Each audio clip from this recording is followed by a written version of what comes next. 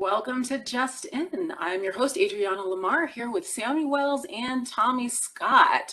We got a lot to talk about today, but before we get into that, please hit the like and subscribe button below and just stick around because it's going to be an interesting show today. We have our first results from the game-winning stat tracker between Tommy and Sam that we're going to discuss right away.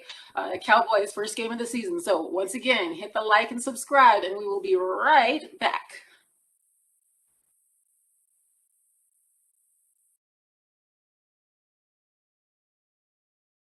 All right, welcome back. So, first game of the season last Thursday had the Cowboys playing the Tampa Bay Buccaneers. Now, for those of you that have been around for a little bit, you know that we talked about this game extensively in our last show. Sam asked me to start a tracker of who is, what is it, our estimates or our forecast of who would win games. And so far, Mhm. Sam is 0 for 1. So, Sam, I'm going to go Yeah. ahead and let you start. Tell me about your Cowboys loss to Tampa Bay. See how you put the emphasis in loss. Well, you know what?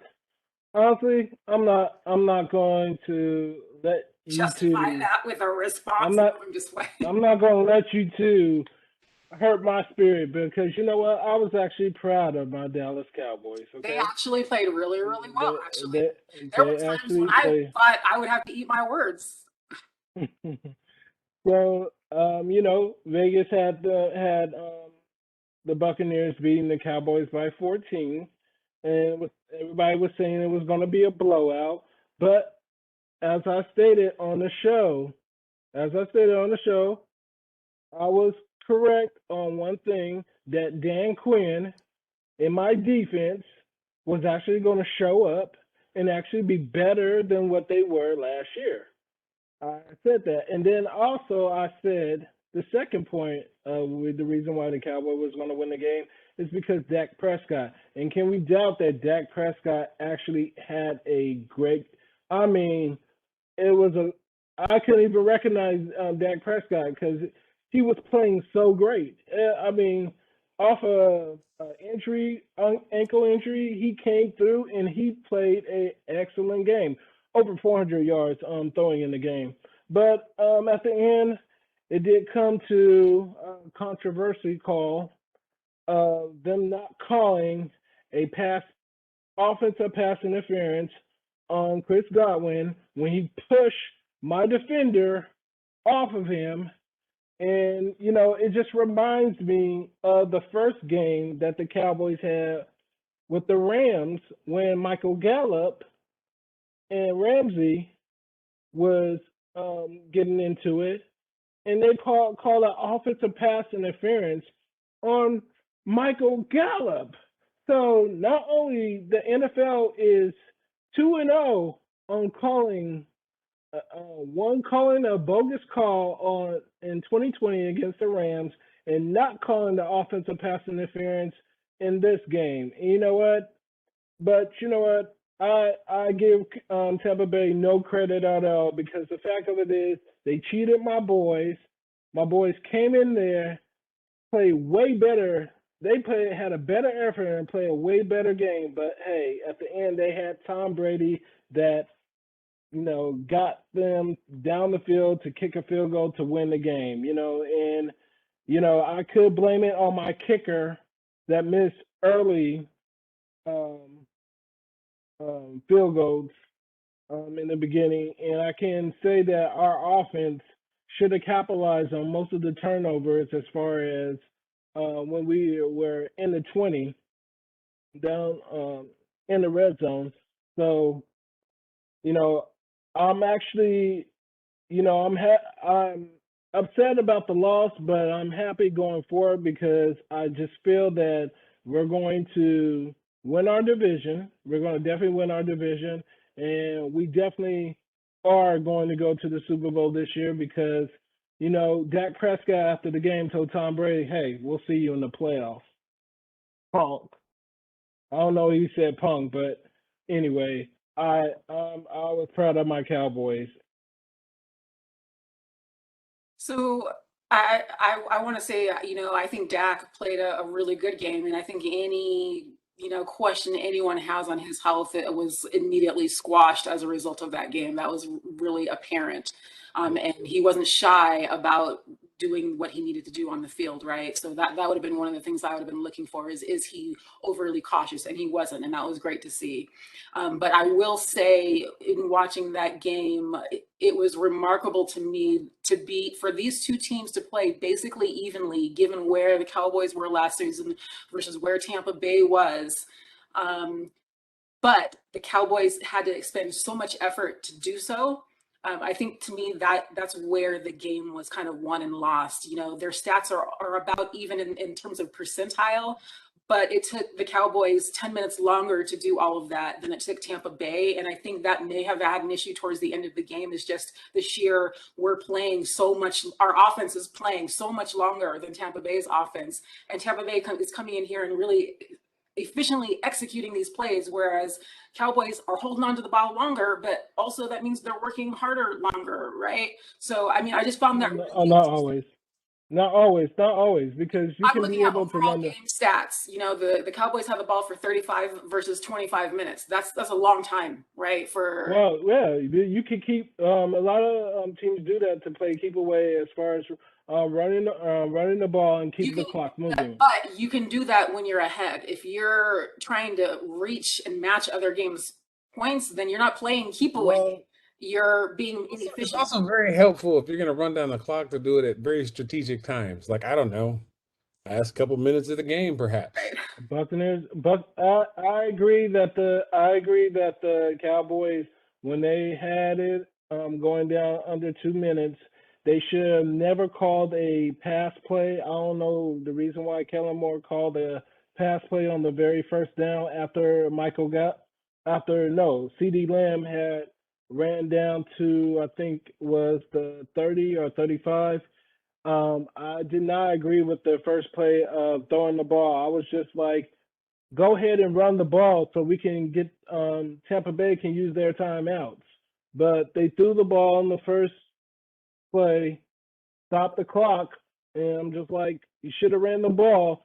And they ran the ball the second and third down, and then had to kick the field goal. I would have rather them ran the ball on the first down so they can keep the clock, so that we can use Tampa Bay could use their timeouts, because they were going to use them, and Brady wouldn't have had a timeout with 54 seconds left, because they decided to call the timeout other than get the runoff. So that was a misstep on the coaches. What do you think, Tom? Yeah, I think it's I mean, there's a lot of different takeaways from the game. I mean, yeah, the Cowboys offense came out and played great. Tampa Bay's offense came out and played great. Both of the defenses had some struggles. And I mean, the play that for me that kind of or I don't know if you want to call it the play series or string of plays that kind of summarized Dallas's defense for the night was the I think it was third quarter touchdown to Gronk. Yes. Where they did Yeah. pretty good first, second down, third down. They got them there lined up, and then they literally fell for the standard Tom Brady Gronkowski okey doke, where it's like, oh, he's gonna stay in and block. No, he's not. I'm just gonna throw it up over there, and Gronk's gonna go catch the ball, and it's a touchdown. And it's like, Yeah. even when they lined up, I'm pretty sure half the people on the TV were like, uh, uh. Anybody watching this? They're trying to. They're like, how do I yell at him and tell him that you need to block him? Don't fall for it. And sure enough, Gronk did his little half a second on pass blocking and took off. And defender was just kind of like, oh, and that's, it's one of those things that just happens in the speed of the game. And that was the thing that the Cowboys, I think, struggled with, was they can string together very good plays. But it was like this almost clockworkish. We're good first down, good second down, and then boom, we get a big player. There's just this good big play, good big play. And not that they weren't, and it's not like it's one of these irreparable things. It's just a matter of getting more comfortable in the scheme and what they're doing. And I think they'll get there. It's definitely not easy to continue working on building your cohesion as a team and then have to go play anything associated with Tom Brady at the moment. So, To be fair, though, having done so, I think they should walk away with a lot of confidence in what they can accomplish the rest of this season. yeah, I mean, let's put it this way: there's no reason to hang their head. Like I pretty much, my prediction on this one was that the Bucs were going to win, but I kind of figured that somewhere in the beginning of the fourth quarter, the game was at that point going to be over. I wouldn't have called it a blowout by any sense of by anything like that. 14 No, points. actually, to be specific, you said that the Bucs were going to win, that it probably wouldn't be a blowout, and that they would win by 3. They won by 2, so you're actually pretty dead on. It is, but the thing is, my expectation was that Tampa Bay was going to have in the fourth quarter. Tampa Bay was going to be the one controlling that game, and maybe in the beginning, but somewhere in there, they basically lost control of their own destiny somewhere in there, and they needed, as we just talked about, they needed the Cowboys to make a mistake in order to catch up. Right? Cowboys don't make that mistake, and even if it is just a matter of like, hey, now they've got 32 seconds. The difference between 32 and 54 is a lifetime especially when you only need a field goal, right? It's a very, very long time. And so, it's kind of one of those where they just kind of panned out the way they did, except for the Cowboys basically saying like, no, we're going to fight this all the way through. We're not going to take a role as, second seat to Tom Brady because he's Tom Brady. We're going to fight this all the way down. And keep in mind, major factor to compare here is Tom Brady Buccaneers are, darn near bringing back their entire team. That entire cohesive unit that had picked up steam last year is going to be, unless they get like one of the hangover situations, they're going to be able to get back in the swing of things much faster than a team that had, a lot of injuries last year. With them being out, now they're coming back. But here's a team that basically hasn't played together in over a year that comes in and has that kind of offensive production. I mean, it is one of those where it's like that's going to be something that I can tell you the entire NFC is going to pay attention to because, offense can be important. It turns out. I didn't know. Who knew, right? I found out yesterday. But it's going to be something big to look at. Now, when I go through it, I watch the no call. What I see is I see a hand coming back towards the ball, and after it started coming back towards the ball, I see this, and it's like, I rewind it to last year. Like last year, like that was like obvious, like, oh, you faking. Like you either weigh half an ounce or you were just flat out faking with this, oh, he touched me. And it's like, kill the dramatics there, dude. Now it happens. I like this year, I'll tell you, I don't think that was offensive pass interference. I don't think last year was offensive pass interference either. And some of that happens. But even with that, on both sides of the game, whether that flag is thrown or not, and because Tampa Bay would be in the same right? Tampa Bay would be like, well, that was a bogus call, and it was just like their game last year, and this was the NFL making up for that call, whatever. Both teams had ample opportunities to not let that be a factor in their game, and they weren't able to do so. And keep in mind, it's week 1, right? It was an exciting game. Both the teams showed like it wasn't a garbage game. It wasn't sloppy. I mean, there were things to clean up, but it was still a tight game that, in general terms, I would say that like that's stuff that we kind of expect to see mid-season, right? Where it's like teams are starting to pick up that cohesiveness and they're getting in there, they're making it work. So it was fun to watch. I think the Buccaneers and the Cowboys are going to continue to be fun to watch. I agree with Sam. Cowboys are my like obvious, super obvious. I couldn't make it any more plain obvious pick to win the East. Like there's just, if they don't win the East, like